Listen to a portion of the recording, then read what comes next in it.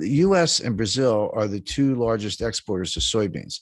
China is the world's largest importer of soybeans. Mhm. China was buying all their soybeans from the United States just as a way to kind of make it up a little bit. Like, well, we got to buy the soybeans anyway. Why not buy them from the US to keep the US China trade deficit under control so it doesn't become too politically toxic?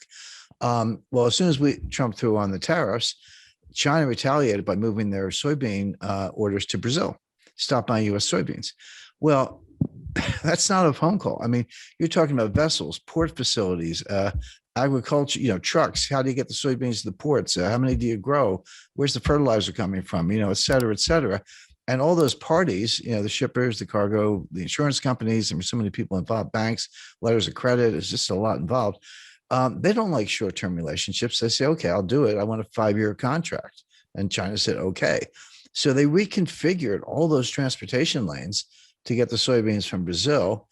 All of a sudden, you're a U.S. soybean grower. You say, well, what do? Well, we started selling them to the Netherlands because the Netherlands needs soybeans too. So now instead of shipping them from like Port of LA to Ningbo and near Shanghai, we're shipping them from Port of Houston to, I don't know, France, and Marseille or someplace, or Rotterdam.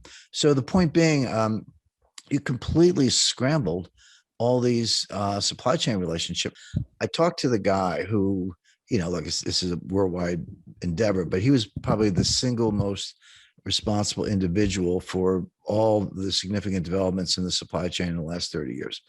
And he said to me, Jim, you have to understand, it took us 30 years to build it. We blew it up in 3 years. It's not going to come back overnight. It's going to take 10 years or more to rebuild it. And what I talk about in the book is supply chain 1.0, which is 1989 to 2019. And then supply chain 2.0, which kind of starts now, but is going to go indefinitely because it's going to take a long time to put this together. It's, it's like dropping a vase and it breaks in 1,000 pieces. You can't put it back together. You got to go buy a new vase.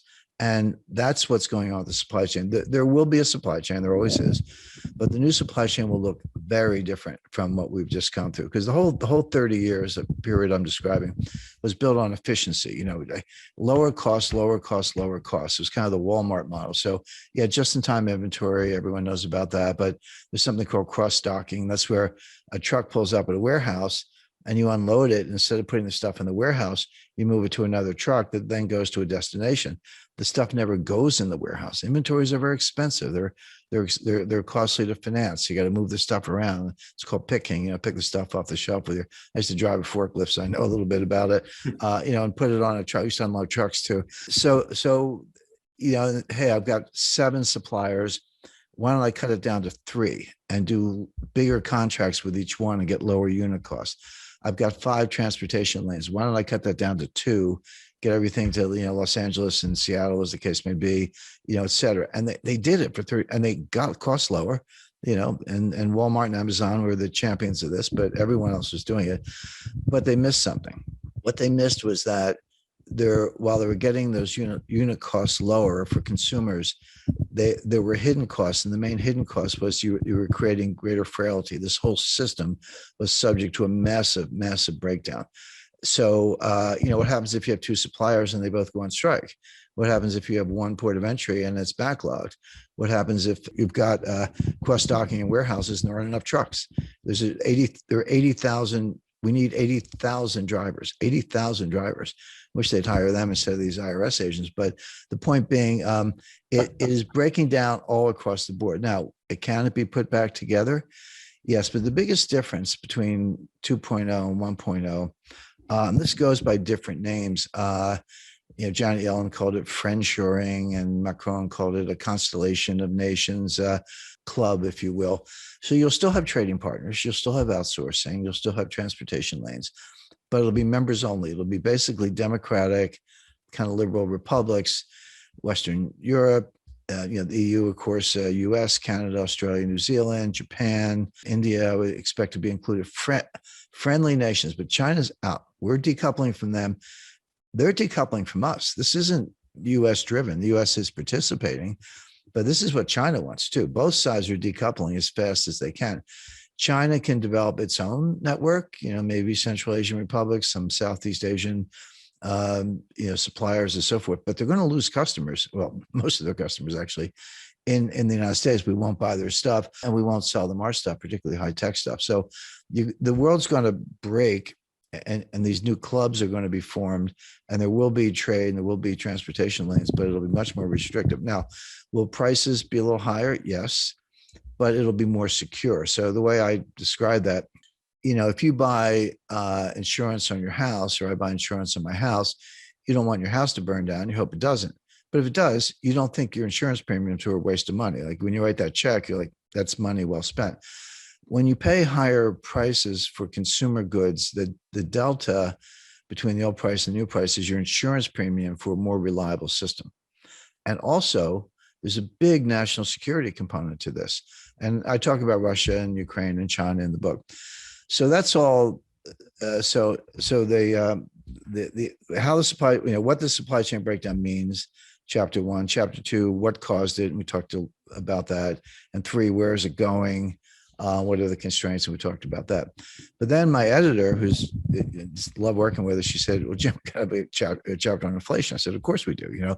The supply chain breakdown is causing a lot of the inflation we see, and I'm going to write another chapter on deflation." And everyone's like, "Wait a second, why are you talking about deflation?" That's coming next. People are not ready for it. I know the inflation's here. I buy gasoline. I shop in the grocery store.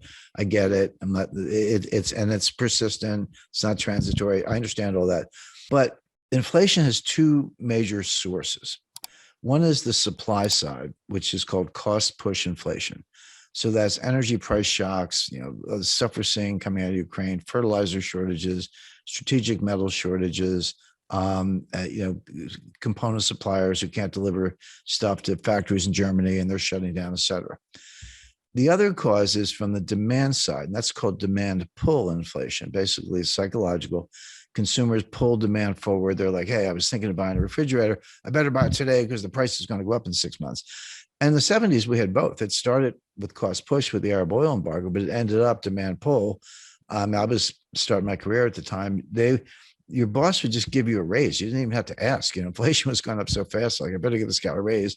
Like, here's another, $30,000 or whatever, because people would quit. And that sort of spun out of control until Volcker squashed it all. Right now, we do not have demand pull inflation. We don't. This is not what's going on. We do have cost push inflation. The difference is hugely important because cost push inflation from the supply side, which is, again, when I talk about in the book, it's real, prices go up, but it's self-negating. The old saying that, the cure for higher oil prices is higher oil prices, because when they get too high, people stop driving. They shut down various activities. By the way, if you're unemployed, you're not buying any gasoline because you're not going anywhere. I mean, that's kind of a nasty way of putting it, but that's how the cost push inflation, tips into a recession, and then prices come down. And we saw that in 1974.